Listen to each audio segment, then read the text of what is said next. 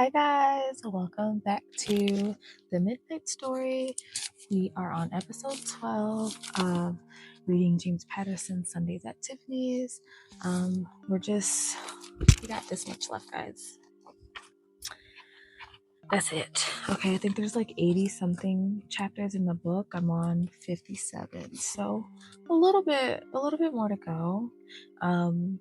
But if you made it to episode 12, I think you know why you're here, especially if you're following along in this story. But if you don't, let me introduce myself. My name is Kiara Sherrell, and I read bedtime stories. My goal is to set a comfortable mood, I would say, to get you to be able to fall asleep. So, lay down. Okay, lay down. Turn your lights off. Get comfy. If you like tea before bed, make you some tea. Okay, just lay it down. Turn the lights off. All those good things. All right. Also, don't forget to like, subscribe, or share, or comment. All the things. Also, if you haven't already checked out the digital journal I created for all of us, everybody gets their own though. Don't worry about that if you purchase it. It will be your own personal journal that you use on your phone or your tablets. If you have an iPad or whatever, you can literally use it on any screen platform. But it's a guided digital journal, so it gives you prompts to help with expressing yourself. Okay, and it can be helpful to clear your head before bed. Clear your head before bed. I need to write that down. Okay. So James Patterson Sundays at Tiffany's. We left off starting at chapter 57. Call it a message, maybe, or a wake-up call. An instinct? I felt the need to come to one of our places. The front steps of the Met, my favorite view in New York since I'd been a little girl and had come here with Michael. I'd been sitting on the steps for a while. When I had stormed out of my mother's office, I'd automatically told the cab driver to take me here. Now my anger had faded and transformed itself into something vaguely resembling strength. At least that's what I was telling myself. What doesn't kill you makes you stronger, right? I'd never particularly liked that cliche, but I wasn't above using it now. And every spring flower seemed to be in bloom. From where I sat, I could see pink apple blossoms, azaleas bursting with dynamic red, a gold and orange checkered board of newly planted marigolds filled a garden near Fifth Avenue. That's better, much better. School children tumbled out of school buses in front of the museum. Old ladies with canes walked carefully up the steps, probably to see the Jackie Kennedy costume exhibit. I'd been there, done that. A teenage couple sat a few steps away from me. They kissed longingly, and I enjoyed watching them. But for this moment, at least, they were hopelessly in love. Was I in love too? And was it hopeless? The good news was that it felt like a huge weight had been lifted from my shoulders.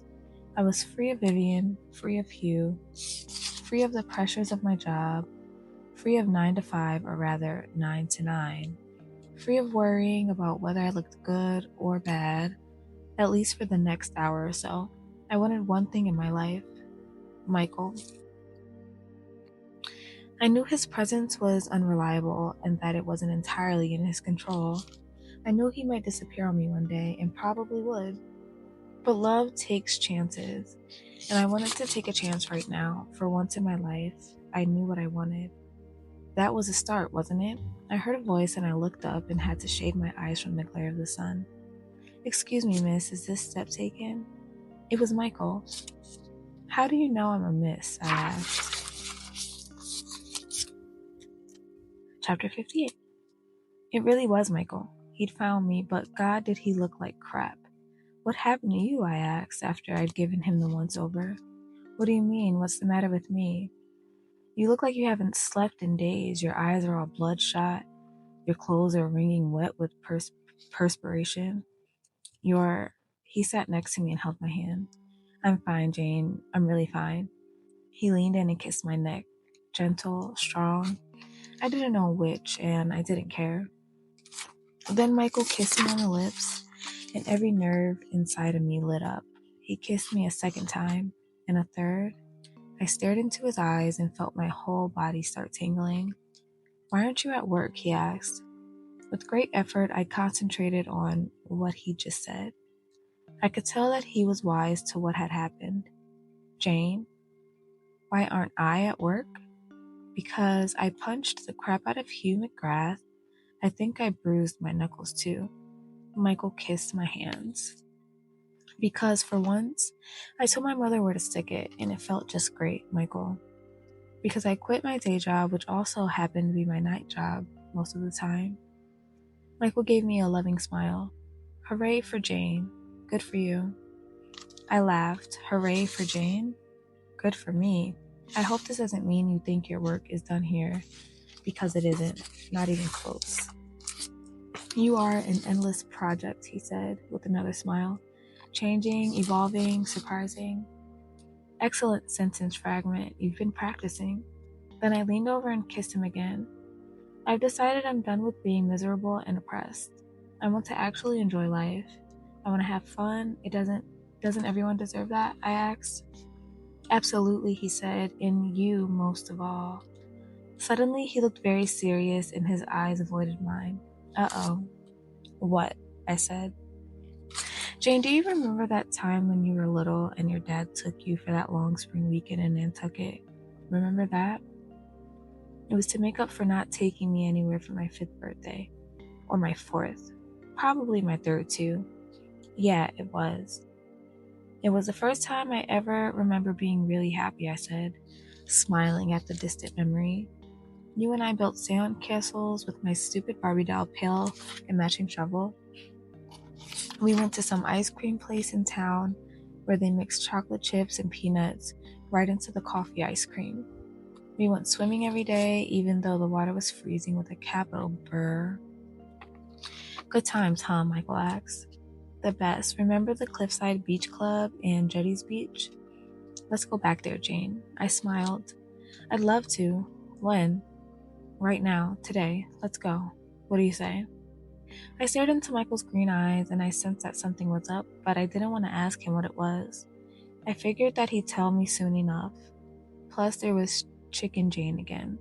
The fantasy is much better than the reality. I'd love to go to Nantucket, I said, but you have to promise to answer a few questions while we're there. Chapter 59. First question, Jane said on the ride out to the airport. You weaseled out of telling me if you ever dated, but have you ever fallen in love?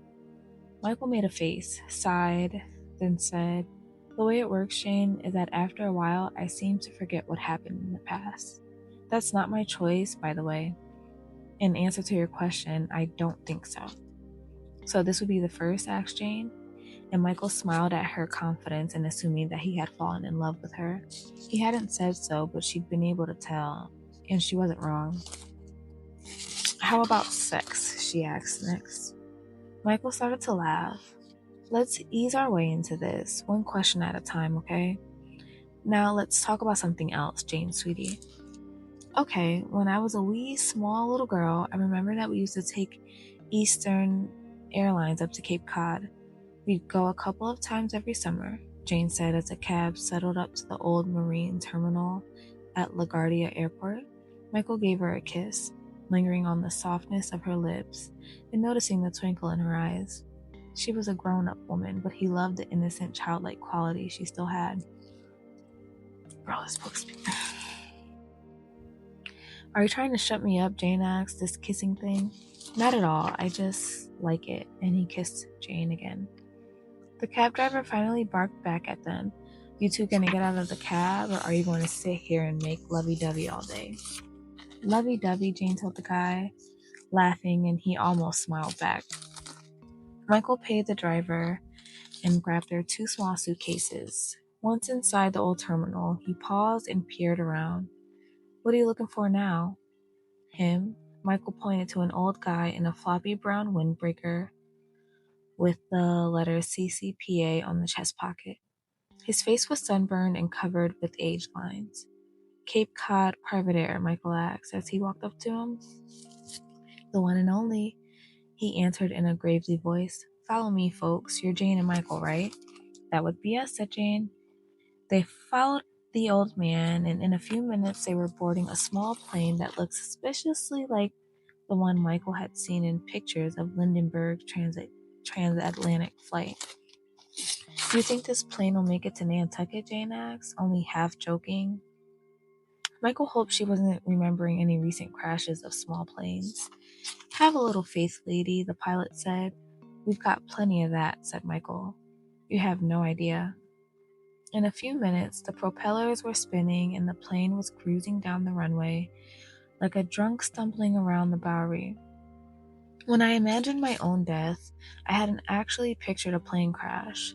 Jane tried to joke, but her hand gripped Michael's firmly. Michael felt his throat tighten and his chest start to hurt again. Jane was being funny, but he'd gotten a bad feeling about what she had just said. Were they meant to crash, and then what? He would die too? After all, he had experienced a number of firsts lately. Was death to be the last first for him, as it was for everyone else? We're not going to crash, Jane, he said, and held her hand more tightly. Chapter 60. The plane took off, taking its sweet time finding its cruise altitude. In Michael's opinion, they were spending way too much time examining the rooftops of Queens. Even when they had moved up among the clouds, the plane made a put-put-put sound that wasn't exactly reassuring. Somehow, though, in about 15 minutes, they were closing in on Nantucket. They could see miles of sandy shoreline down below, plus a few smaller islands. Then they landed without a hitch. Jane finally let go of Michael's hand. Even though it was only late spring, the place was crowded with people in summer-like bright clothing. A sea of pinks and yellows and lime greens. Carefully distressed jeans and surfing jams.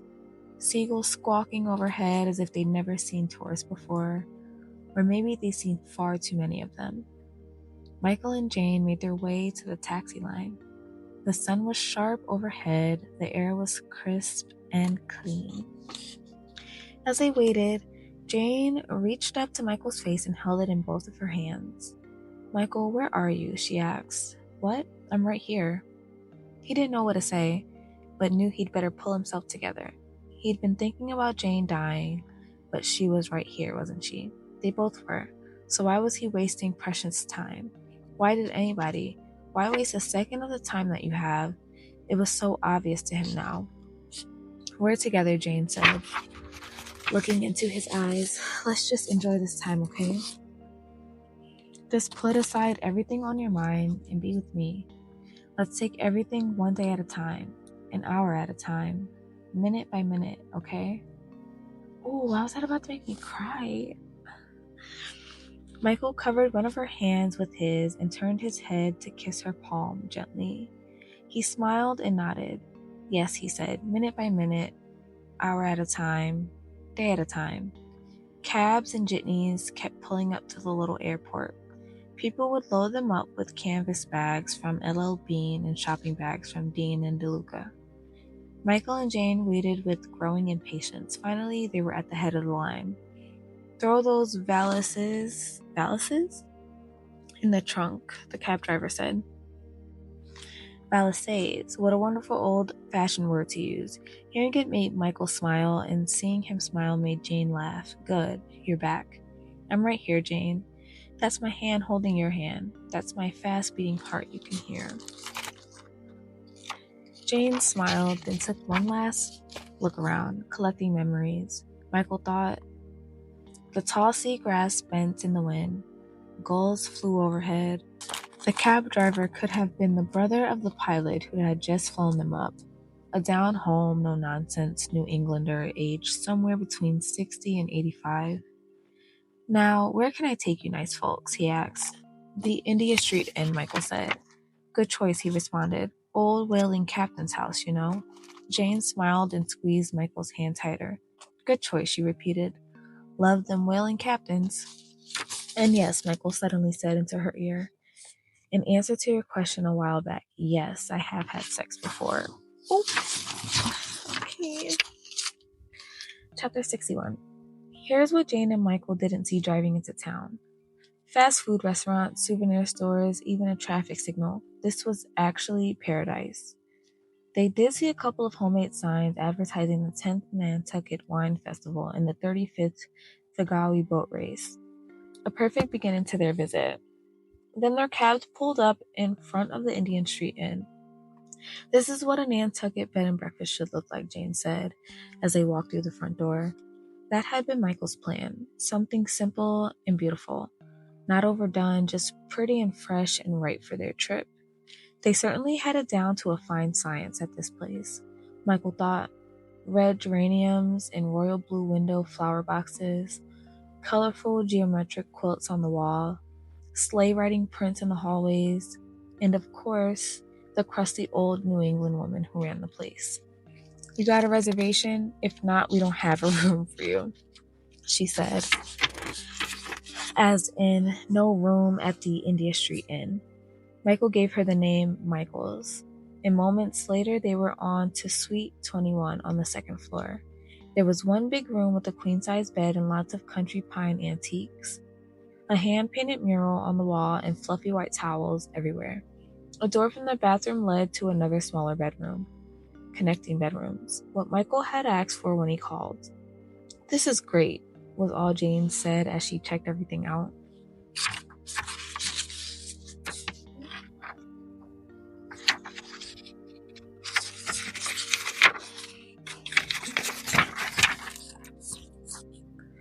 She walked to the window in the larger bedroom and opened it wide. A cool breeze blew her hair back, and Michael thought she had never looked more beautiful. Could anything be more special than being here with Jane? He didn't think so. Certainly no one had ever made his heart beat fast like this. He would remember it if it had happened before, wouldn't he? Jane picked up a brochure from the desk, and she began reading Coffee in the Front Parlor starting at 6 in the morning. Windsurfing lessons on the far bay every Monday and Thursday. You can rent bikes. Also, visitors can go up in the tower of the Old North Church. I want to do everything, okay? Michael could almost feel Jane's happiness in the way she spoke. She wasn't acting like a little girl, but she had the same wonderful qualities. Enthusiasm, curiosity, innocence. I love her, he thought, and said, "Okay, anything you want." And he decided to leave it at that very good place for the moment. 62. The innkeeper gave them 2 old Schwinn bikes, nothing fancy, thick tires, rusted paint, pedal brakes, many creaking parts. She pointed them in the general direction of Saskatchewan, saying, "Most tourists think Sconset's real pretty and special, because it is real pretty and special." Jane took off first, and Michael followed along on the Milestone Road. There wasn't much traffic, an occasional Jeep, a motorbike, a fish delivery truck, a big, vulgar, taxi yellow Hummer, and then a bunch of kids on racing bikes, moving faster than some of the cars. "Have a great honeymoon," one of the kids shouted at them. Michael and Jane looked at each other and smiled. After 4 or 5 miles, they came upon a split-rail fence and a vista that looked amazingly like the Serengeti in Africa. Next they passed Tom Nevers Road and a grand view across cranberry bogs. Then came the Nantucket Golf Club, acres of rolling manicured fairways and greens that actually made golf look like it might be fun. Another hill came, higher than the rest. A wooden sign in the shape of an arrow said, "Size consent." They crested down, and there it was, a white beach that stretched out to the ocean. Michael wondered if Jane had known that a deep red afternoon sun would just be moving overhead, ready to set, ready to cast beautiful light down on them. "Tell me you've ever seen anything this sweet before," she said as they settled on the sand. "Actually, I have." He was looking into her eyes. "Stop," she said, laughing and blushing. "You're going to lose all credibility on our first day here." "Okay." "No, don't stop." So he put his arm around her and watched her from the corner of his eye and lived in the moment. "I just love Jane. That's all there is for now." Chapter 63. About that sex thing. It didn't happen our first night on Nantucket, and I tried not to overthink it and failed, or to let it bother me at all, and failed a second time, pretty miserably. Early the next morning, we headed off to what was supposedly the highest point on the island, called Fulger Hill. We even had the good sense to slather ourselves with sunblock and wear long sleeve shirts. I was loving this, every minute of it, every second. Despite not knowing what would come next, despite all the questions I still had, I was taking my own advice and just by relishing everything day by day, hour by hour, minute by minute. The ride on Pulpus Road seemed long. Maybe I was just tired. Plus, it was overcast, the kind of foggy day that delayed the ferries and kept the supply boats from coming in on time. Eventually, we made it to a small harbor town called Nantucket. There was a bait store, a hardware store, and a gathering spot called Smith's Point. At about 11:30, we ate fish and chips at a broken-down shack that we first thought had been abandoned. "How do you know about this place?" I asked. "I'm not sure, I just knew Jane." Maybe to shut me up, Michael kissed me, which I never seemed to tire of, and then we ate the crispiest, most delicious deep-fried pieces of fish. The cook had wrapped them in pages of the Inquirer and Mirror newspaper. We doused the cod with malt vinegar, and because Michael believed you can never have enough fried foods at one sitting, we ordered a rolled newspaper cone of french fries, also doused with vinegar. Meanwhile, old Bob Dylan songs were playing from the open-air kitchen, and everything seemed so perfect and magical that I felt like crying.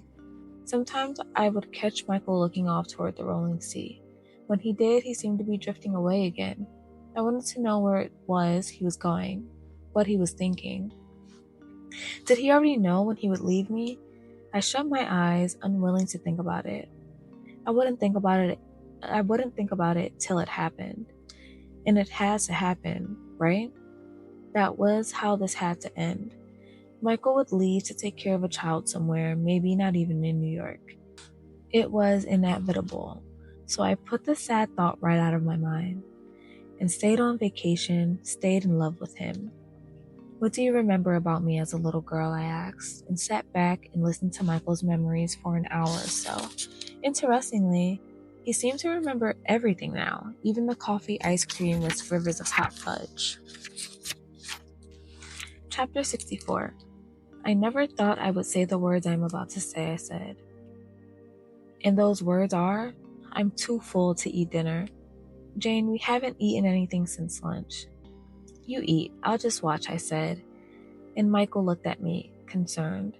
Back at the India Street Inn, we showered and changed into jeans and t-shirts and windbreakers. Then we walked. That was us walking and talking. We went away from the town center, away from the shops, away from worries, responsibilities, anything that had to do with the so-called real world. My job, Vivian. We walked past 300-year-old houses, where sailors and whalers once lived, where patient, faithful wives waited for their husbands to come home from the sea. Houses that had stood here long before the media celebrities, pop singers, actors, and authors had descended on the island.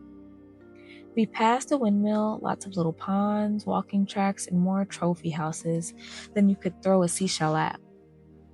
"Sure you're not hungry?" Michael said, as we made our way back to the inn. "There are only two things I'm sure of," I said. "One, I'm not hungry, and two," I paused, not for effect, but because I wanted to be sure about what I was about to say. "Go on," he said. "Two things you're sure of, and the second is..." "Two, I love you, Michael. I think I've loved you my entire life." I needed to say that out loud, not just inside my head. We stopped walking, and Michael held me by the hips and then moved his hands up my back, exciting me in a way that made me, well, up for just about anything. We kissed again, and he did that bear hug lifting thing that I loved, and then we walked a short distance back to the inn. I felt as if there was a neon sign glaring in the front window. Now what? Chapter 65.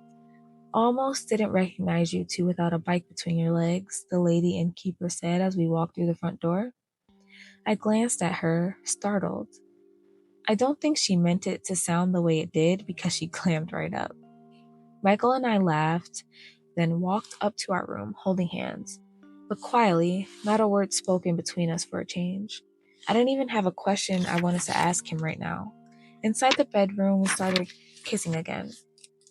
The kisses were hard and then soft, and then hard. Soft, brushing our lips against each other's, listening to each other's breath. How far will this go, I wondered. How far can it go? Your place or mine, I finally managed a few words. I, Michael muttered, and he had a concerned look on his face. I'll take that as an I said, and grinned. He looked solemnly into my eyes. Michael, come on, I said as I gently stroked the back of his neck and pressed myself against him. This is good. This will be good. I swear. I promise. I hope. I think so. He smiled then and took my hand, leading me into the smaller bedroom. This will be good, he muttered softly. Has to be. It's all been leading here, to this moment. And here we are. Are you okay? I smiled again. You had me at I. 66. I was both eager and nervous, mostly eager, but this is always the worst part, I said, sitting down on the edge of the bed. What is? Taking my clothes off. Maybe for you, Michael said teasingly. For me, seeing you take your clothes off will definitely be the highlight of the last several years. I started fiddling with the buttons on my blouse, and I suddenly had one of those weird, inconsequential concerns that always seemed to strike when I desperately needed to be focusing on something else. But here was a question for any ministers, priests, or rabbis out there. Is it all right to make love with your imaginary friend? Surely something filled with this much love couldn't be a sin. But if it inexplicably was a sin, was it major or minor? Mortal or venial? What if your friend is an angel, or might be, but doesn't know for sure himself? Whatever it was, Michael saw my hesitation and took matters in my blouse into his own hands. He was pretty skillful at unhooking my bra one-handed and in less than 5 seconds. You're good, I said, feeling nerves fluttering in my stomach. I felt a blush rising on my neck and face. You haven't seen anything yet, he said. Give me a warm look. Oh, I hope so. Me too. We started to kiss again, and then Michael cupped my breast in his... Can I read this? On YouTube? Hold on.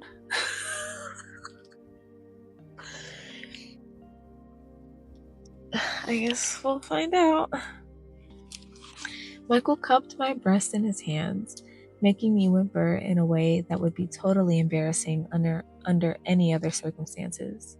In this case, I have to say it sounded kind of hot. He held me gently as if afraid of hurting me, and softly rubbed his thumbs over my nipples, making me shiver. I don't know if I can read this.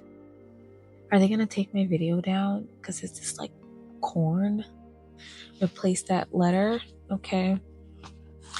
Gentle, sweet, as nice as could be. Next, he traced my stomach with his fingertips. I liked that too and felt myself melting under his touch. And just so everyone's aware, for this series, the Sundays at Tiffany's, since I started reading that, when I upload the videos, I do put not for children. So hopefully they aren't like marketing this towards any kids, because I did say not for children. Okay. Blah, blah, blah. And softly rubbed his thumbs over my nipples, making me shiver. Gentle, sweet, as nice as could be. Next, he traced my stomach with his fingertips. I liked that too, and felt myself melting under his touch. He had a beautiful touch, sublime. Maybe he was an angel. At this point, I neither knew nor cared. The little hairs on my body were all standing on end, standing at attention. Whatever happens at exquisite times like this.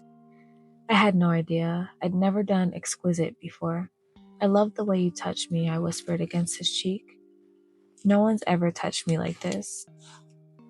His breathing was getting rough, and he paused in kissing to say, "Me too."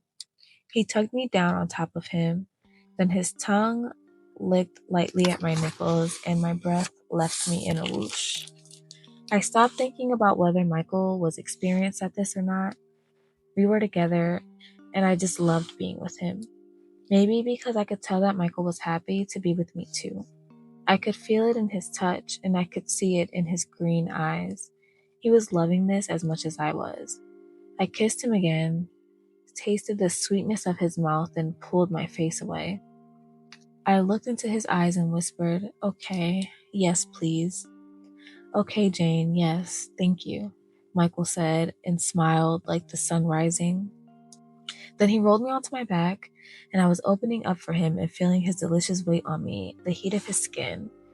Then he was inside me, and this had to be the right thing to do. It just had to be, because Michael said, "I love you so much, Jane. I always have, and I always will." And that was exactly what I was thinking too, almost word for word. 67. They were together for a long time that night, and Jane slept like a baby afterward, but Michael couldn't. He lay in bed with his face inches from hers and stroked her hair for what must have been an hour or more. Looking at her lying there so peacefully made him want to break all the windows in the room. Life was unfair. He understood that for the first time, really. Was that why he was there, so that he can learn to be more compassionate? If so, this sucked big time, because he was already pretty damn compassionate. Anyone who was an imaginary friend to a child would have to be. So now who was he supposed to be in this little melodrama? An angel, an ordinary person, an imaginary friend? He had as many questions as Jane did, and no one was giving answers to either of them. He quietly swung around, sitting up on the side of the bed. He walked into the bathroom and looked into the mirror. You've got to tell Jane what's going on, what's going to happen to her. But he wasn't sure if that was the right thing to do. It could be the wrong thing.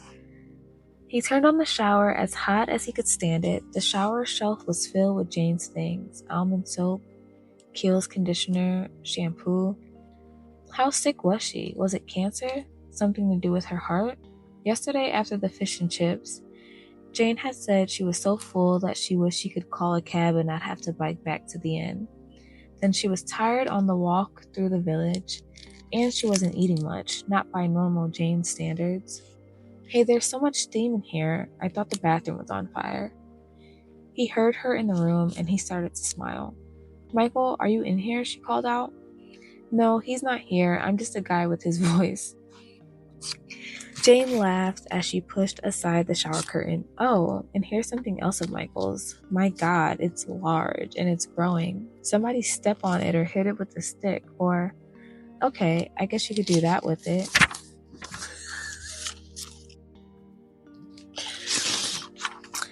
Chapter 68. And here's what happened next. They made love again, then slept again. In the morning, they woke up with smiles on their faces and a newfound joyous sense of wonder and contentment. After breakfast, they went on a chartered whale-watching trip. Michael loved Jane's excited amazement when they actually saw a humpback breach, and possibly close to the boat. After lunch, they went to the Brant Point Lighthouse. That was followed by a long walk on the beach, hand in hand. Talking and not talking, Michael told Jane how long he'd been a friend, and he told her as much as he could remember. He could recall only the past few assignments. He had a sense that there had been others, but the memories had faded, like dreams. Seeing Jane now as a grown-up, his memory of their earlier years came back. He honestly didn't know if every kid had an invisible friend, but he hoped so. That night, Michael called a local restaurant, and a taxi delivered lobster, steamers, and corn on the cob to them right on the beach. They went back to the inn and made love again and got even more comfortable with each other. And the sex was great, better than Michael could have imagined, probably because they were so in love and knew each other so well. Jane felt a little queasy during the night, but she was sure it was something that she ate. Probably the steamers, which led to the next morning and renting a sailfish. Oh, did I? which led to the next morning and renting a sailfish, and then they were on a fishing boat. Jane caught about a dozen bluefish, while Michael caught none. He tried to memorize the way she looked, so delighted and triumphant, pulling in yet another flashing, wiggling bluefish. Her hair shone in the sun, her smile lit the sky. He couldn't wait to go back to the inn with her. Before dinner, they made love again, with a fierceness that took both of them by surprise. Afterward, they didn't talk about it, but got on the old bikes and pedaled back to picturesque Siasconset. Siasconset. I don't know. I need to look that word up. On the way back to the inn, they stopped and picked armfuls of spicy scented wild roses, which they put in their wicker bicycle baskets. They had dinner at Ozzy and Ed's restaurant in town, where Ozzy and Ed practically adopted the two of them and kept calling them adorable. On the way back from dinner, Michael said, "Have I ever told you about Kevin Uxbridge?" "No. Was he one of your children, your friends?" "No. Kevin was part of the Dowd race on Star Trek. The original or Next Generation? Next Generation. He met a woman named Raishan and fell in love with her so deeply that he decided to put aside his extraordinary powers to marry her and live a mortal life." "I hope it worked out for them," Jane said.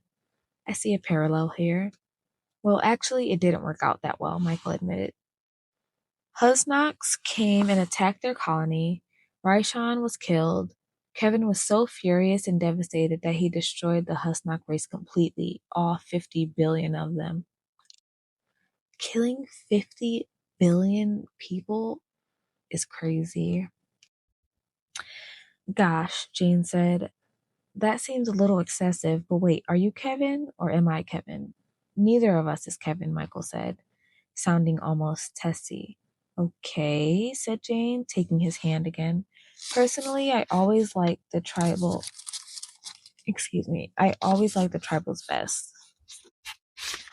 Michael decided to drop it.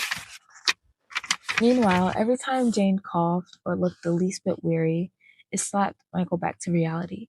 Every time she mentioned a leg cramp or her loss of appetite, he felt a shudder, but he couldn't tell her because what would it accomplish other than to make these special moments into something terrible? Too sad for words. I'm going to stop there, but I do have a question for Michael.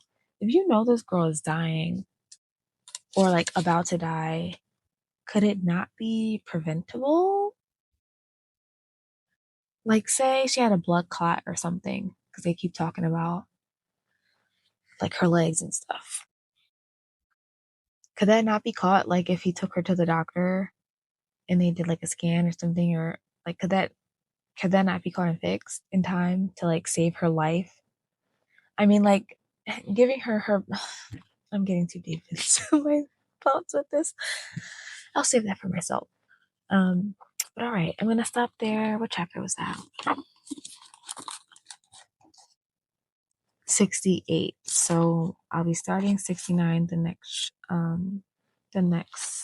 video. So that is all for the night, guys. Thank you for listening. I hope you are sleeping, or this helped you get through some mundane task. But again, like, comment, subscribe, share, all the things, and peace out. I'll see you next time. Bye.